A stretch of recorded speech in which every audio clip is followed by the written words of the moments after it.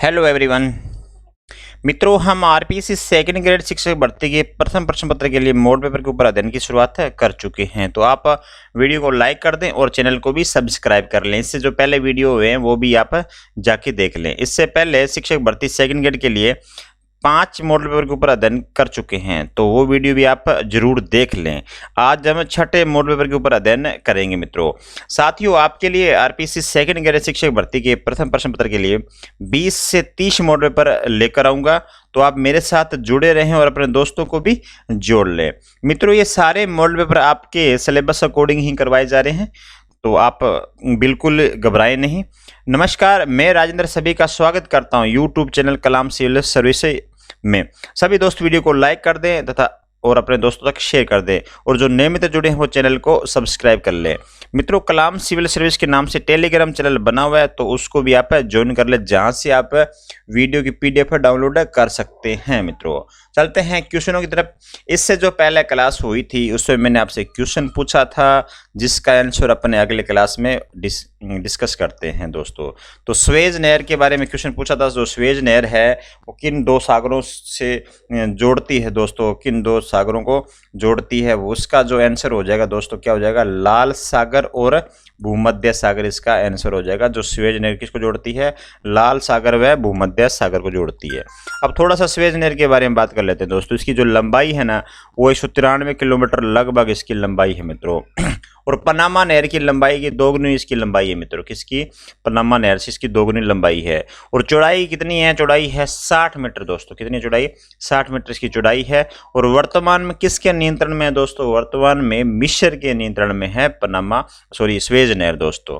अब बात कर लेते हैं, देखिएगा पहले जब यूरोप के जो लोग थे वो एशिया आते थे या पूर्वी अफ्रीका में आना होता था उनको, तो अफ्रीका से पूरा वो घूम के आना पड़ता था दोस्तों। 6000 किलोमीटर की यात्रा करनी पड़ते थे। लेकिन जब इसे ये स्वेज नहर बनी है तब से ये रास्ता शॉर्ट हो गया है, 300 किलोमीटर ही में तय हो जाता है दोस्तों। और 7 दिनों की बचत भी हो जाती है, और समय और ईंधन की भी बचत होती है मित्रों। तो स्वेज नहर किन को जोड़ती है, लाल सागर व भूमध्य सागर को जोड़ती है। पहला क्वेश्चन आपके स्क्रीन के ऊपर है। गोडवाड़ प्रदेश को यह भी कहा जाता है दोस्तों। तो गोडवाड़ प्रदेश को क्या कहा जाएगा, आपके सामने लूनी जुवाही बेसिन कहा जाएगा। क्या कहा जाएगा, लूनी जुवाही बेसिन कहा जाएगा दोस्तों। अब ये लूनी जुवाही बेसिन में कौन कौन सा क्षेत्र आता है उसकी बात कर लेते हैं अपन। तो क्षेत्र कौन सा आएगा, पाली आ जाएगा, जालोर आ जाएगा, जो बाड़मेर जिले का जो दक्षिणी भाग है वो आ जाएगा, और सिरोही जिले का जो उत्तरी पश्चिमी भाग है उसको शामिल कर लेंगे लूनी जुवाही बेसिन के अंदर। मित्रों, निम्न में से राजस्थान के किस भाग में सर्वाधिक वर्षा की परिवर्तता पाई जाती है दोस्तों। तो सर्वाधिक वर्षा की परिवर्तता कहाँ पाई जाएगी, राजस्थान में तो मरुस्थलीय भाग में पाई जाती है। तो सुदूर पश्चिमी भाग में दोस्तों कहाँ पाई जाएगी, सुदूर पश्चिमी भाग में इसका राइट आंसर हो जाएगा। अगला क्वेश्चन देखेगा, राजस्थान में 2011 के औसत लिंगानुपात 928 है दोस्तों। कितना ये, 928 कर लीजिएगा इसको। कितना कर लीजिएगा, 928 है। 928 से कम लिंगानुपात वाले जिलों की संख्या कितनी है, ये क्वेश्चन पूछा गया आपसे। तो जो औसत लिंगानुपात राजस्थान का 928 है, उससे जो कम जिले हैं वो कितने हैं, तो कम जिले कितने हो जाएंगे, 15 जिले हो जाएंगे। कितने हो जाएंगे दोस्तों, 15 जिले हो जाएंगे। उससे कम लिंगानुपात वाले जिले शामिल हो जाएंगे दोस्तों। अब देखिएगा अगला क्वेश्चन, राजस्थान राज्य में पूर्णतः बहने वाली सबसे लंबी नदी कौन सी है। तो राजस्थान राज्य में पूछा गया पूर्णतः बहने वाली नदी कौन सी हो जाएगी, चंबल नदी हो जाएगी। कौन सी हो जाएगी दोस्तों, सॉरी बनास नदी हो जाएगी। कौन सी हो जाएगी, बनास नदी। चंबल नहीं हो जाएगी। चंबल राजस्थान की सबसे लंबी नदी है। पूर्णतः बहने वाली पूछी जाए आपसे तो बनास हो जाती है मित्रों। अब बनास नदी की मैं बात कर लेता हूँ, इसका उद्गम कहाँ से होता है। तो उद्गम होता है दोस्तों कहाँ से, खमनोर की पहाड़ियों से इसका उद्गम होता है, कि जो राजसमंद में स्थित है। कहाँ पे है दोस्तों, खमनोर की पहाड़ियाँ राजसमंद के अंदर स्थित है दोस्तों, वहाँ से इसका उद्गम होता है। उसके बाद में ये राजसमंद, चित्तौड़गढ़, भीलवाड़ा, अजमेर, टोंक, सवाई माधोपुर कुल 6 जिलों में बहती है दोस्तों। अंत में जो ये रामेश्वर धाम पड़ता है सवाई माधोपुर में, वहाँ पे जाके चंबल नदी में ये मिल जाती है दोस्तों। कहाँ मिल जाएगी, चंबल नदी में, रामेश्वर धाम के निकट जाके ये मिल जाएगी दोस्तों। 480 किलोमीटर की कुल इसकी लंबाई है बनास नदी की। तो राजस्थान में पूर्णतः बहने वाली सबसे लंबी नदी कौन सी हो जाएगी, बनास नदी हो जाएगी। राज्य का सबसे बड़ा बकरी पालन केंद्र कहाँ स्थित है दोस्तों। तो राज्य का सबसे बड़ा बकरी पालन केंद्र पूछा गया आपसे, तो बलेखण पड़ता दोस्तों। बलेखण गांव है एक, वो पड़ता सीकर में दोस्तों। तो वहां पे क्या है, बकरी पालन केंद्र स्थित है दोस्तों, बलेखण गांव के अंदर। भैंस की नस्ल है दोस्तों, इनमें से पूछा गया भैंस की नस्ल कौन सी है, तो भैंस की नस्ल कौन सी हो जाएगी मित्रों, मुर्रा हो जाएगी दोस्तों। कौन सी हो जाएगी, मुर्रा भैंस की नस्ल हो जाती है। इसके अलावा मुर्रा के अलावा भैंस की नस्ल अन्य भी है मित्रों, कौन कौन सी है देख लो, जाफराबादी भी है, महसाणा भी है ना, सूरती भी भैंस की नस्ल है मित्रों। अब ये चोकला, मलानी, सांसूरी, ये क्या है, जो चोकला है ना ये तो भेड़ की नस्ल आ जाएगी दोस्तों। किसकी हो जाएगी, ये चोकला भेड़ की नस्ल है, और मलानी घोड़े की हो जाती है, और सांसूरी किसकी हो जाती है मित्रों, गाय की हो जाएगी, है ना। तो ये मुर्रा इसकी भैंस की नस्ल है। सबसे बेस्ट जो नस्ल मानी जाती है, मुर्रा नस्ल मानी जाती है भैंस की। राजस्थान का सबसे बड़ा वन क्षेत्र किन जिलों में स्थित है दोस्तों, राजस्थान में पूछा गया जो सबसे बड़ा वन क्षेत्र है वो राजस्थान के कौन से जिलों में स्थित है, तो भरतपुर, धौलपुर, सवाई माधोपुर, कोटा, भीलवाड़ा, चित्तौड़गढ़ और उदयपुर, राजसमंद दोस्तों। तो उदयपुर एवं करौली हो जाएगा, उदयपुर एवं करौली इसका आंसर हो जाएगा। राजस्थान का सबसे बड़ा वन क्षेत्र कहाँ पे है, उदयपुर और करौली क्षेत्र में स्थित है। राजस्थान में सीमेंट उद्योग के स्थानीयकरण का प्रमुख कारण कौन कौन सा है दोस्तों, तो सीमेंट उद्योग का प्रमुख कारण क्या है हमारा राजस्थान में, तो कच्चे माल की उपलब्धता, चूने पत्थर की जरूरत पड़ती है दोस्तों, चूना पत्थर राजस्थान में बहुत है, तो कच्चे माल की उपलब्धता यहाँ पे राजस्थान में ज्यादा है, जिसकी वजह से सीमेंट उद्योग यहाँ पे ज्यादा स्थायी है दोस्तों।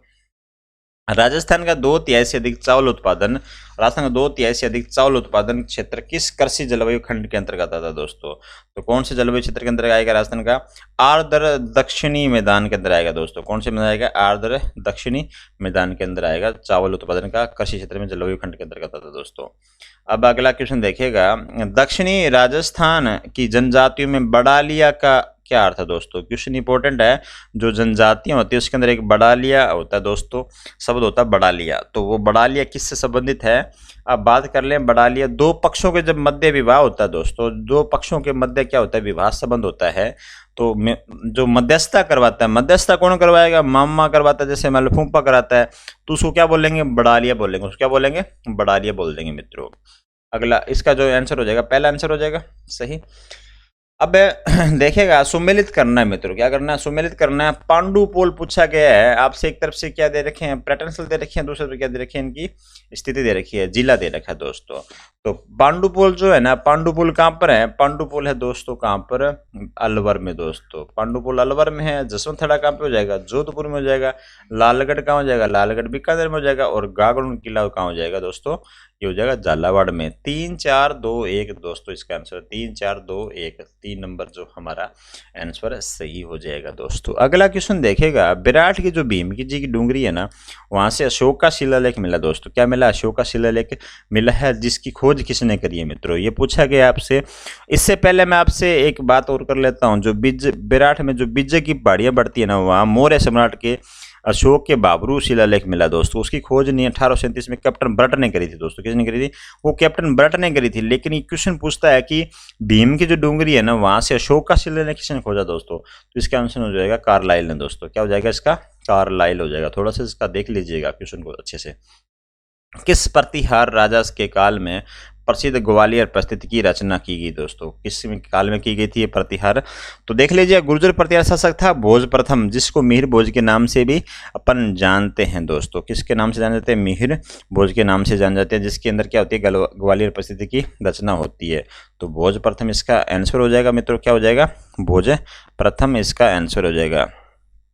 अब ये ग्वालियर परिस्थिति है, क्या देखिएगा, यह परिस्थिति है ना, ये जो प्रतिहार वंश के जो शासक थे उनकी राजनीतिक जो उपलब्धियां हैं, उनकी वंशावली, उनके बारे में ये बताती है दोस्तों। कौन सी बताती है, ग्वालियर परिस्थिति बताती है।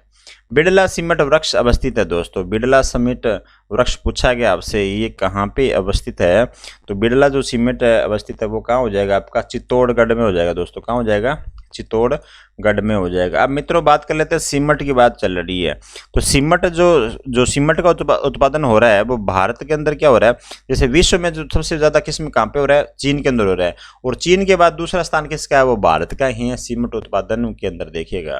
तो दूसरे स्थान पे अपन है भारत। और भारत के अंदर बात कर लेते हैं, सबसे ज्यादा कहाँ पे सीमेंट उत्पादन हो रहा है, तो वो आंध्र प्रदेश में हो रहा है दोस्तों। कहाँ हो रहा है, आंध्र प्रदेश में हो रहा है मित्रों। अब आंध्र प्रदेश के बाद में 2 नंबर पे कौन है, 2 नंबर पे है राजस्थान मित्रों। कौन है, राजस्थान मित्रों। देख लीजिएगा, चूने पत्थर की जरूरत पड़ती है दोस्तों। इसके अंदर क्या होता है, चूना पत्थर की ज्यादा जरूरत पड़ती है, जो कि राजस्थान के अंदर बहुतायत में पाया जाता है। जालोर राजा के विरुद्ध किसने अपनी नौकरानी के नेतृत्व में एक सेना भेज दी दोस्तों? तो पूछा गया है कि जालोर जब के विरुद्ध अपनी नौकरानी के नेतृत्व में कौन सेना भेजता है? तो अलाउद्दीन खिलजी भेजता है। कौन भेजता है दोस्तों? अलाउद्दीन खिलजी ये सेना भेजता है। और जब कानड़ देव ऊपर ये क्या करते हैं, अपने जो कि जालोर का शासक कौन होता है? कानड़ देव, उसके ऊपर अटैक करने के लिए अपनी सेना भेजता है और वो भी एक नौकरानी के नेतृत्व में भेजता है। वो नौकरानी का नाम क्या मित्रों? उसका नाम था गुले बियस्त दोस्तों। क्या नाम था उसका? नाम था गुले बियस्त, देख लीजिएगा। अब अगला क्वेश्चन है, अलाउद्दीन खिलजी की जालोर विजय के समय वहां का शासक कौन था दोस्तों? बहुत बार क्वेश्चन पूछा जाता है। जब अलाउद्दीन खिलजी अटैक करता 1311 की बात है मित्रों। कब की बात है? 1311 के अंदर क्या करता है? जालोर विजय करता है अलाउद्दीन खिलजी। और वहां का शासक कौन था? वहां का शासक था कान्नड़ देव दोस्तों। कौन था? कान्नड़ देव। और वीरम देव इसका पुत्र था दोस्तों। फिरोजा और वीरम देव की सुनी होगी स्टोरी आपने।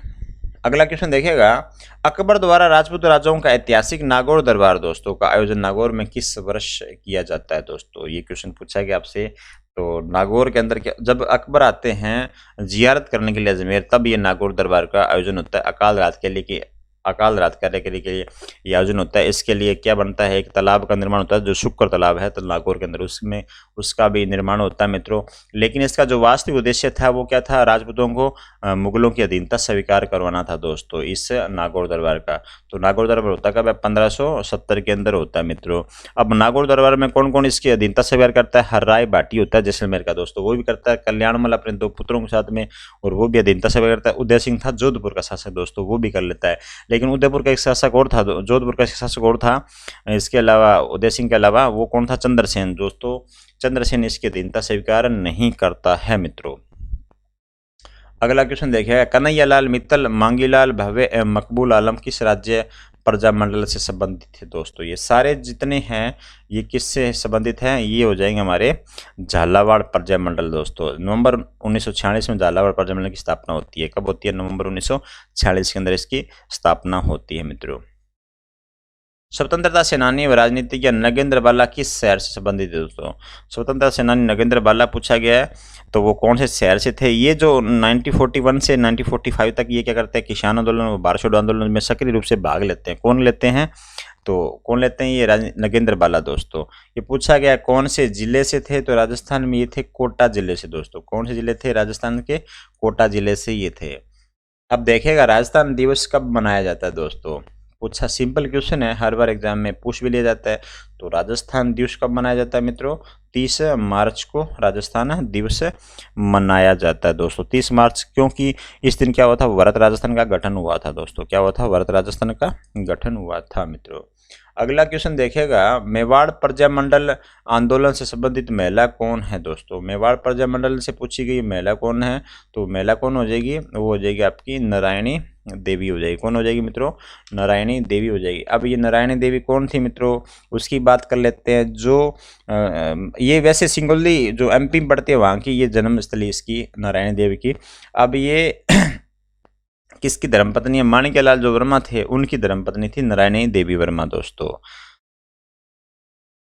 अगला देखिएगा क्वेश्चन है, निम्न में से कौन बिजोलिया किसान आंदोलन के शुरुआती चरण में नेतृत्व नहीं करता दोस्तों? ये क्वेश्चन पूछा गया आपसे, इंपॉर्टेंट क्वेश्चन है। पूछा गया कि शुरुआती चरण में नेतृत्व नहीं करता है मित्रों। कौन से किसान आंदोलन में? बिजोलिया किसान आंदोलन में। जो बिजोलिया किसान आंदोलन दोस्तों, जो पहला चरण था 1897 से लेके 1915 तक जो चरण था, उसके अंदर था क्या? किसान आंदोलन जो 600 सपूर्त किसान आंदोलन की संज्ञा दी गई दोस्तों। इसके अंदर कौन कौन शामिल था? देखो, ये जो 1906 में जो तलवार बंधाई थी दोस्तों, उनका विरोध भी किया था। उसमें साधु सीताराम दास था दोस्तों। फतेहकरण चारण था। और कौन था दोस्तों? और था परमादेव दोस्तों। ये क्या थे? प्रथम चरण में थे दोस्तों। कौन थे? ये प्रथम चरण में थे। जो ये माणिक्यलाल वर्मा है ना दोस्तों, ये माणिक्यलाल वर्मा 1916 से 1922 के दौरान जब आंदोलन होता है उसमें जुड़ते हैं दोस्तों। कौन जुड़ते हैं? माणिक्यलाल वर्मा। तो ये पहला चरण पूछा गया है। पहले जो शुरुआती चरण में ये तीनों थे, लेकिन ये चौथा माणिक्यलाल वर्मा नहीं था। तो इसका राइट आंसर हो जाएगा माणिक्यलाल वर्मा दोस्तों। रखन नामक आभूषण पहना जाता है दोस्तों। रखन नामक जो आभूषण है ये कहाँ पहना जाएगा मित्रों? ये कहाँ पहना जाएगा? ये पहना जाता है दांतों में पहना जाता है दोस्तों। देखा होगा दांतों में चांदी व सोने की प्लेट लगा लेते हैं, बहुत बार देखा होगा आपने ना। तो वो दांतों में रखन नामक आभूषण पहना जाता है, उसको रखन बोलते हैं मित्रों। अगला क्वेश्चन देखिएगा, निम्नलिखित में से कौन सा युगल नृत्य है दोस्तों। युगल नृत्य है जिसमें एक महिला और एक पुरुष दोनों साथ में डांस करते हैं या नृत्य करते हैं दोस्तों, उसको क्या बोलते हैं, युगल नृत्य के नाम से जाना जाता है दोस्तों।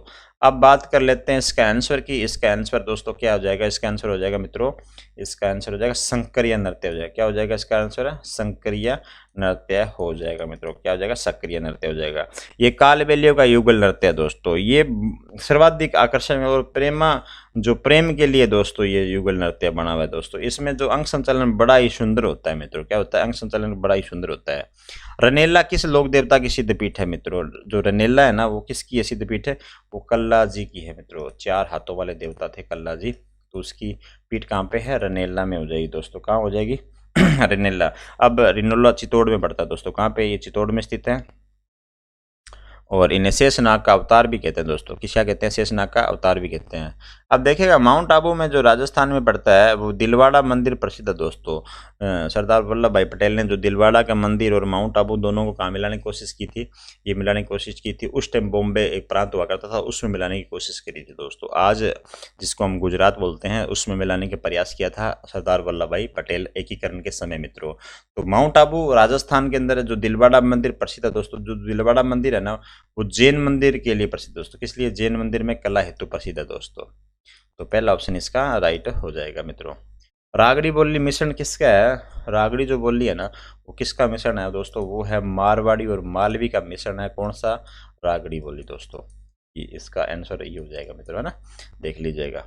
अगला क्या है, निम्नलिखित संगीत ग्रंथों में से ऐसे कौन से ग्रंथ राणा कुंभाकरत है दोस्तों। तो राणा कुंभाकरत कौन से ग्रंथ हो जाएंगे, देखिएगा 1433 से क्या करता है, मेवाड़ का शासक कौन बनता है, राणा कुंभा बनता है दोस्तों। वह विद्वान था और कला प्रेमी भी था दोस्तों। वो कला प्रेमी भी था तो ग्रंथ वगैरह लिखता था दोस्तों। तो इसका कुंभा द्वारा करत कौन कौन से हो जाएंगे, वो हो जाएंगे संगीतराज हो जाएंगे दोस्तों। ये तो संगीतराज हो जाएगा। एक हो जाएगा संगीत मीमांसा दोस्तों। 1 और 2 दोनों सही हो जाएंगे, तो 1 और 2 ऑप्शन हमारा सही हो जाएगा। पहला ऑप्शन हमारा सही है। श्रावण मास के कृष्ण पक्ष की षष्ठी को मनाने वाला त्योहार कौन सा दोस्तों। जो श्रावण मास की जो षष्ठी होती है वो कृष्ण पक्ष की है, तो वो कौन सी त्योहार मनाया जाता है दोस्तों, वो मनाया जाता है ऊब छठ मनाया जाता है दोस्तों। कौन सा मनाया जाता है, ऊब छठ मनाया जाता है। इस दिन क्या करती हैं, जो कुंवारी कन्या जो होती है ना, कुंवारी कन्याएं, वो क्या करती हैं, पूरे दिन खड़े रहकर क्या करती है, चंद्र दर्शन करती है और उसके बाद में भोजन करती है। पूरे दिन खड़ी रहेगी और चंद्र दर्शन करेगी रात को, और उसके बाद भोजन करेगी मित्रों। बटनेर किला देखिएगा, बहुत बार इंपॉर्टेंट क्वेश्चन है, मिट्टी से बना किला है बटनेर किला दोस्तों। अब एक पूछा गया कि बटनेर किला स्थित है दोस्तों राजस्थान के कहाँ पे, ये राजस्थान के हनुमानगढ़ में स्थित है दोस्तों। बटनेर किला कहाँ पर है, राजस्थान के हनुमानगढ़ में। ये धानवन दुर्ग के श्रेणी में डालेंगे दोस्तों। कौन सी श्रेणी में डालेंगे, धानवन। उत्तरी जो सीमा है उसका प्रहरी भी इसको कहते हैं दोस्तों। उत्तरी सीमा का प्रहरी भी इस दुर्ग को कहते हैं। और इसका निर्माण भूपत भाटी था, उसने करवाया था दोस्तों। किसने कराया था, भूपत भाटी ने करवाया दोस्तों। अब मैं एक छोटी सी बात बता देता हूँ। तैमूरलंग ने जो अपनी आतंक बताया उसके तुझ के तैमूरी में एक बात कही थी इस दुर्ग के बारे में, मैंने इतना मजबूत व सुरक्षित दुर्ग पूरे हिंदुस्तान में नहीं देखा दोस्तों। ये बात किसने कही थी ये बात की थी तैमूरलंग ने कही थी दोस्तों। तो वो भी स्टेटमेंट याद रखिएगा तैमूरलंग का। कपिल मुनि का मेला लगता है दोस्तों। कपिल मुनि का मेला कहाँ लगता है, बीकानेर में लगता है दोस्तों। तो बीकानेर इसमें कोलायत में ऐड कर लेंगे दोस्तों। बीकानेर के अंदर है कोलायत, तो वहाँ पे कपिल मुनि का मेला लगता है। जो बीकानेर जैसलमेर मार्ग है दोस्तों, वहाँ से बीकानेर से क्या है, लगभग 30 किलोमीटर दूर स्थित है। ये पवित्र स्थल है दोस्तों। तो कपिल मुनि का मंदिर है यहाँ पे, ये देखिएगा, है ना। कार्तिक पूर्णिमा को यहाँ क्या बढ़ता है, मेला बढ़ता है। वाद्य यंत्र टमक का संबंध है दोस्तों। टमक का संबंध किस क्षेत्र से संबंधित है, जो टमक होता है वाद्य यंत्र के अंदर उसका संबंध पूछा गया है, तो वो हो जाएगा मेवात क्षेत्र में हो जाएगा दोस्तों। कौन से क्षेत्र में हो जाएगा, मेवात क्षेत्र में इसका संबंध हो जाएगा मित्रों। लांगुरिया नृत्य बहुत बार पूछा गया आपसे एग्जाम में, बहुत बार पूछा जाता है। जो लांगुरिया जो नृत्य है दोस्तों, ये किसके लिए किया जाता है, कौन से मंदिर में किया जाता है दोस्तों। इसका जो आंसर हो जाएगा कैला देवी का जो मंदिर है उसमें लांगुरिया नृत्य किया जाता है दोस्तों। कौन सा नृत्य किया जाता है, लांगुरिया नृत्य किया जाता है। 15 दिवसीय मेला बढ़ता है दोस्तों यहाँ पे और श्रद्धालुओं के द्वारा क्या किया जाता है, लागूर्य नृत्य किया जाता है। निम्नलिखित में से कौन सा अधिकार राज्यपाल को नहीं है मित्रों? इसमें पूछा गया है जो राज्यपाल को अधिकार कौन कौन से नहीं है। तो देखिएगा कौन, पहले से बात करते हैं। मुख्यमंत्री की नियुक्ति बिल्कुल राज्यपाल करता है साहब। मुख्यमंत्री की सलाह पर अन्य मंत्रियों की नियुक्ति भी राज्यपाल करता है।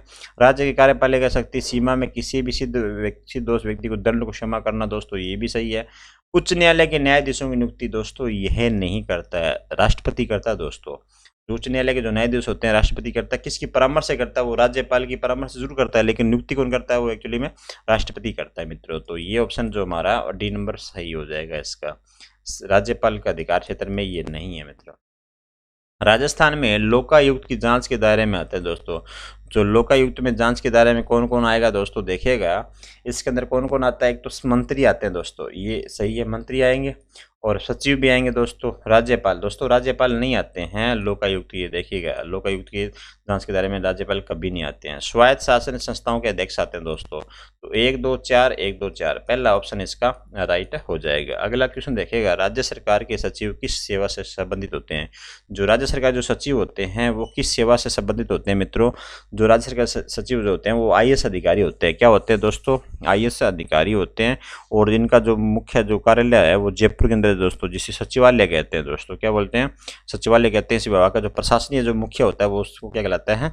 वो कहलाता है सचिव कहलाता है दोस्तों। अब बात कर लेते हैं कि सचिव किस सेवा से संबंधित होते हैं। जो IAS अधिकारी होते हैं दोस्तों, IAS अधिकारी किस सेवा से संबंधित होंगे? वो होंगे भारतीय प्रशासनिक सेवा से संबंधित होते हैं दोस्तों। किस होते हैं? भारतीय प्रशासनिक सेवा से संबंधित होते हैं। अगला क्वेश्चन देखेगा, राजस्थान में ग्राम पंचायत के सरपंच, उप सरपंच तथा वार्ड पंच अपना त्याग पत्र किससे संबोधित करेंगे दोस्तों?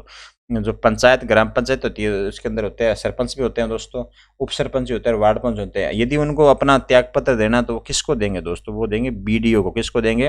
वो देंगे अपना त्याग पत्र किसको देंगे? BDO को देंगे। बहुत बार एग्जाम में क्वेश्चन पूछा गया तो इंपॉर्टेंट क्वेश्चन लगा लीजिएगा। सिंपल क्वेश्चन है पंचायती राज संस्थाओं से दोस्तों। तो विकास अधिकारी दोस्तों इसका आंसर हो जाएगा, BDO हो जाएगा दोस्तों। क्या हो जाएगा? BDO हो जाएगा। राज्य मानवाधिकार आयोग के अध्यक्ष का पद रिक्त होने की स्थिति में अध्यक्ष के रूप में कौन कार्य करता है दोस्तों? जो मानवाधिकार का जो आयोग का अध्यक्ष जो पद है वो रिक्त हो जाए मान लो, है ना, उसके रूप में कौन काम करेगा? राज्यपाल सदस्यों में से किसी एक सदस्य को अध्यक्ष के रूप में प्राधिकृत कर सकते हैं दोस्तों। राज्यपाल क्या करेगा? जो बाकी जो सदस्य बच गए उनमें से एक सदस्य क्या करेगा? अध्यक्ष के रूप में एक प्राधिकृत कर सकता है दोस्तों। राजस्थान की पहली जो विधानसभा में कितने सदस्य निर्वाचित हुए थे? क्वेश्चन इंपॉर्टेंट है दोस्तों। 1952 जब चुनाव होते हैं उसकी बात है। तो उस टाइम कितने सदस्य निर्वाचित हुए थे? उस टाइम सदस्य से निर्वाचित हुए थे 160 दोस्तों। कितने हुए थे? 160 सदस्य निर्वाचित हुए थे दोस्तों। उसके अंदर एक भी महिला सदस्य नहीं थी, एक भी महिला सदस्य नहीं थी, एक भी विधायक महिला नहीं थी दोस्तों। अब क्या होता है 1953 में क्या होता है? विधानसभा के उपचुनाव होते हैं बांसवाड़ा के अंदर दोस्तों। तो बांसवाड़ा से एक महिला विधायक बनती है यशोदा देवी। तो पहली महिला विधायक थी यशोदा देवी दोस्तों। 1953 की बात थी ये। तो नवीन प्रोटोकॉल के अंतर्गत अब राजस्थान के राज्यपाल को निम्नलिखित अभिवादन से संबोधित किया जाता है दोस्तों। जो राजस्थान के जो नए प्रोटोकॉल है, जो नए नियम है दोस्तों, उसके अनुसार पूछा गया राजस्थान के जो राज्यपाल को किस नाम से संबोधित किया जाएगा? हिंदी और इंग्लिश में दोनों में नाम दिया गया है दोस्तों। तो हिंदी और इंग्लिश में दोनों में नाम दिया गया। हॉनरेबल अंग्रेजी में है और हिंदी में क्या? माननीय राज्यपाल मित्रों। तो राज्यपाल महोदय हिंदी में दोस्तों। तो 1 नंबर ऑप्शन इसका राइट हो जाएगा मित्रों। राजस्थान में राज्य सरस सुरक्षा कवच बीमा योजना की शुरुआत कब हुई थी दोस्तों? तो राज्य सरस बीमा योजना ये है। तो देखिएगा राज्य सुरक्षा योजना इसकी शुरुआत होती है 1 जनवरी 2021 से। कब शुरुआत होती है? 1 जनवरी 2021 से इसकी शुरुआत होती है मित्रों। इस योजना में क्या होता है? जो दुग्ध उत्पादन के जो होते हैं ना व्यक्ति होते हैं उनकी दुर्घटना, मृत्यु एवं पूर्ण स्थायी विकलांगता पर 5 लाख राशि दी बीमा राशि होती है दोस्तों। कितनी होती है? 5 लाख रुपए होती है दोस्तों बीमा राशि। हाल ही में केंद्रीय सड़क परिवहन और राजमार्ग मंत्री नितिन गडकरी ने भारत के किस राज्य में 9 राष्ट्रीय राजमार्ग परियोजना का उद्घाटन और शिलान्यास किया दोस्तों? तो वो कौन सा राज्य था? वो राज्य भी कौन सा था? राजस्थान था दोस्तों। नितिन गडकरी ने क्या किया था? इसका उद्घाटन और शिलान्यास 9 राष्ट्रीय राजमार्ग दोस्तों। प्रधानमंत्री कृषि सिंचाई योजना सूक्ष्म सिंचाई के तहत राजस्थान में वर्ष 2021 वर्ष आइए देख लीजिएगा, ये वर्ष दे रखा है तो वर्ष के दौरान, ये वर्ष है, वर्ष के दौरान दिसंबर 2021 तक कुल कितनी राशि व्यय की गई दोस्तों? कुल कितनी राशि की गई? 56.82 करोड़ राशि इसमें व्यय की गई है दोस्तों। सी नंबर ऑप्शन हमारा सही हो जाएगा। जैसलमेर के पोखरण फील्ड फायरिंग रेंज में आकाश मिसाइल का एडवांस वर्जन जो आकाश प्राइम का परीक्षण किया गया दोस्तों। आकाश मिसाइल है दोस्तों, इनमें से ये क्वेश्चन इंपॉर्टेंट है, बहुत बार एग्जाम पूछा गया। जो आकाश मिसाइल है ना, ये क्या है? जमीन से हवा में, या जमीन से जमीन पे मार करने वाली, हवा से जमीन पर मार करने वाली, या हवा से हवा में मार करने वाली मित्रों? तो ये क्या चीज़ है? ये देखिएगा 27 अप्रैल 2022 को इसका परीक्षण हुआ था आकाश मिसाइल का। तो ये क्या है? जमीन से जो है ना हवा में मार करती है दोस्तों। जमीन में क्या करती है? जमीन से ये हवा में मार करने वाली मिसाइल है। तो 1 नंबर ऑप्शन इसका राइट हो जाएगा मित्रों। मुख्यमंत्री चिरंजीवी स्वास्थ्य बीमा योजना के तहत वर्तमान में कितने रुपए का स्वास्थ्य बीमा दिया जाता है दोस्तों? तो वर्तमान में कितने लाख रुपए का बीमा दिया जाएगा? 10 लाख रुपए लाख का बीमा, स्वास्थ्य बीमा योजना दिया जाता है दोस्तों। कितने का दिया जाएगा? 10 लाख रुपए का बीमा योजना दिया जाता है दोस्तों। और 5 लाख रुपए क्या दिया जाता है? 5 लाख रुपए का जो दुर्घटना बीमा होता है, या परिवार की पहले जो महिला मुखिया होती है उसको क्या करता है? मुख्यमंत्री डिजिटल सेवा योजना के तहत 3 साल की जो इंटरनेट कनेक्टिविटी होती है वो मिलती है, और साथ में स्मार्टफोन भी मिलता था दोस्तों। अगला क्वेश्चन देखिएगा, मुख्यमंत्री लघु उद्योग प्रोत्साहन योजना के अंतर्गत राजस्थान के लघु उद्यमियों को 25 लाख तक की ऋण पर कितने प्रतिशत का ब्याज अनुदान दिया जा रहा है दोस्तों? तो कितने लाख रुपए का, कितने प्रतिशत के ऊपर ब्याज अनुदान दिया जा रहा है? वो दिया जा रहा है 8% के ऊपर दोस्तों। कितना दिया रहा है? 8% के ऊपर। वित्तीय वर्ष 2021-22 में मनरेगा की क्रियान्वित के में देश के प्रथम स्थान रहा दोस्तों। तो देश का प्रथम स्थान कौन सा रहा है? 2021-22 के अनुसार, 2021-22 के अनुसार मित्रों प्रथम स्थान रहा है राजस्थान का दोस्तों। किसका रहा है? राजस्थान का रहा है दोस्तों। देखिएगा अगला क्वेश्चन, राजस्थान सहकारी डेयरी फेडरेशन द्वारा तैयार ट्रेटा पैक दूध की अवधि कितनी है दोस्तों? तो ट्रेटा जो पैक दूध है उसकी अवधि पूछी गई है। इसे 120 दिन बिना फ्रीज के सुरक्षित रखा जाता है दोस्तों। क्या रखा जाता है? बिना फ्रीज के 120 दिन। और ये भारतीय सेना द्वारा इसका उपयोग किया जाता है दोस्तों। किसका उपयोग किया जाता है? भारतीय सेना के द्वारा इसका उपयोग किया जाता है मित्रों। 120 दिन तक इसको रखा जाता है। कितना दिन रखा जाता है? 120 दिन तक इस दूध को रखा जा सकता है। अब देखिएगा, जनजातीय क्षेत्रों में विकास हेतु साख विपणन आदि सुविधाएं उपलब्ध कराने हेतु राजस्थान जनजातीय सहकारी संघ की स्थापना कब करी गई थी दोस्तों? तो राजस्थान सहकारी संस्था की स्थापना 1976 में होती है। कब होती है दोस्तों? 1976 में इसकी स्थापना होती है। राजस्थान पर्यटन नीति 2020 की अनुपालना में गेस्ट हाउस स्कीम 2021 कब लागू की दोस्तों? ये भी इंपॉर्टेंट क्वेश्चन है, अंतिम क्वेश्चन इंपॉर्टेंट है। तो इसकी जो स्थापना होती है वो होती है 16 अप्रैल 2021 को ये लागू होती है दोस्तों। कब होती है? 16 अप्रैल 2021 को। आज का क्वेश्चन है, देखिएगा, कौन सा महाद्वीप मानव जाति का जन्म स्थल कहलाता है दोस्तों? कौन सा महाद्वीप है जो मानव जाति का जन्म स्थल कहलाता है? एशिया, अफ्रीका, यूरोप या दक्षिण अमेरिका? इसका जो आंसर देना दोस्तों आपको कमेंट बॉक्स में देना है। मैं आपके इसका आंसर का इंतजार करूंगा दोस्तों। कैसे क्वेश्चन लगे, क्वेश्चन का स्तर कैसा था, उसका भी आप मुझे कमेंट बॉक्स में आंसर देके बता सकते हैं। तो वीडियो को आप लाइक कर दें, चैनल को सब्सक्राइब कर लें और टेलीग्राम चैनल को भी आप ज्वाइन कर लें मित्रों। Thank you so much.